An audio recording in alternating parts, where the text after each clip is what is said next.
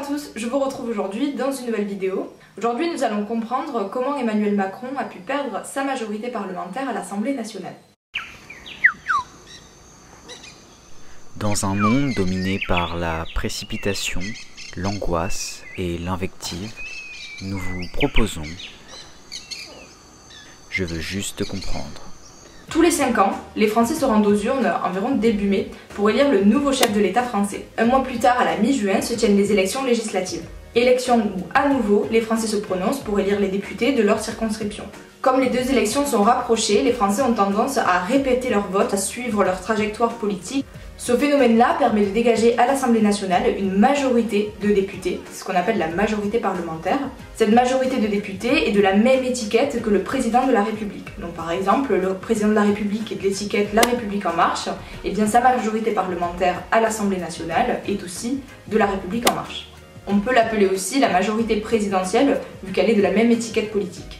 Cette explication sur la majorité parlementaire n'est pas la seule, il y a aussi d'autres facteurs tels que le mode de scrutin majoritaire à 2 tours qui favorise la bipolarisation de la vie politique ou qui facilite l'ancrage des partis dominants dans la vie politique française et exclut les plus petits partis qui vont s'allier, créer des coalitions ou soutenir les plus gros partis qui ont plus de chances de remporter l'élection. En 2017, après les élections législatives, le parti politique La République En Marche, alors le parti ou le groupe ou le mouvement politique comme vous voulez, va se dégager une majorité écrasante parmi les autres partis politiques, avec 308 députés La République En Marche sur 577 députés au total. En plus, elle aura aussi le soutien des 42 députés du Modem.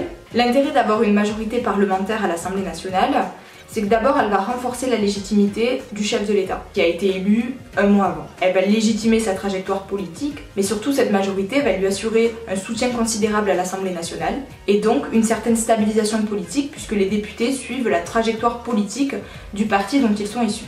Elle garantit aussi une meilleure efficacité parlementaire. La République En Marche détient la majorité parlementaire, donc elle détient la majorité des sièges de l'Assemblée nationale. De fait, l'opposition a plus de mal à s'opposer à cette majorité ou à la faire chuter. On peut très vite s'imaginer que lors d'un vote des parlementaires, la discipline de vote de chaque parti politique va systématiquement favoriser la stabilité gouvernementale puisque la majorité parlementaire est du même bord politique que le gouvernement.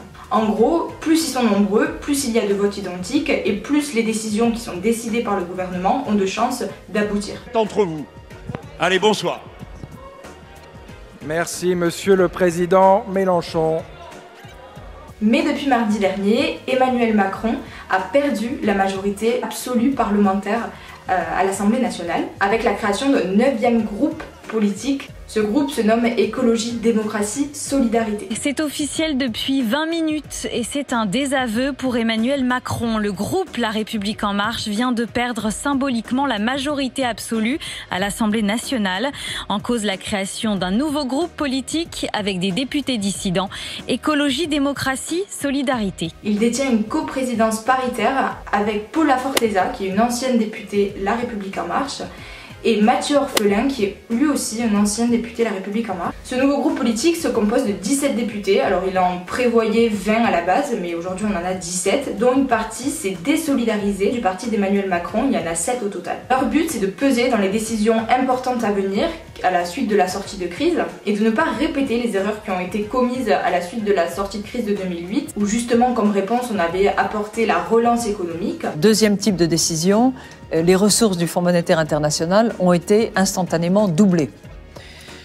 Donc, la détermination à superviser, à réguler et à renforcer le système financier.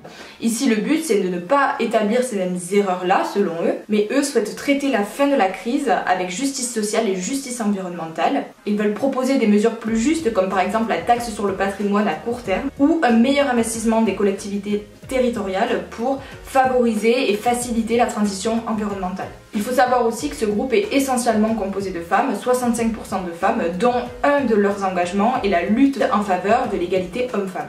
Avant son émergence, La République En Marche détenait 295 sièges à l'Assemblée nationale. Sachant qu'il y a au total 577 sièges à l'Assemblée nationale, 295 c'est plus que la moitié, puisqu'il faut 289 sièges pour avoir la majorité, et bien avec 295 sièges, ils avaient une majorité absolue à l'Assemblée. Là, ce qui se passe, c'est qu'avec son émergence, La République En Marche compte maintenant 288 députés, donc un député en moins pour obtenir la majorité, la simple majorité. Ce qu'il faut surtout comprendre, c'est qu'aujourd'hui, on a une perte temporaire de la majorité pour La République En Marche. Pourquoi? Parce qu'à l'issue des dernières municipales qui se sont tenues, Olivier Gaillard, qui est un ancien député La République En Marche, avait déclaré que s'il était élu dans sa commune à Sauve, eh bien, il démissionnerait de sa fonction de député à l'Assemblée nationale. Ce qui s'est passé, c'est qu'Olivier Gaillard a remporté l'élection municipale dans sa commune à Sauve avec 52,03%.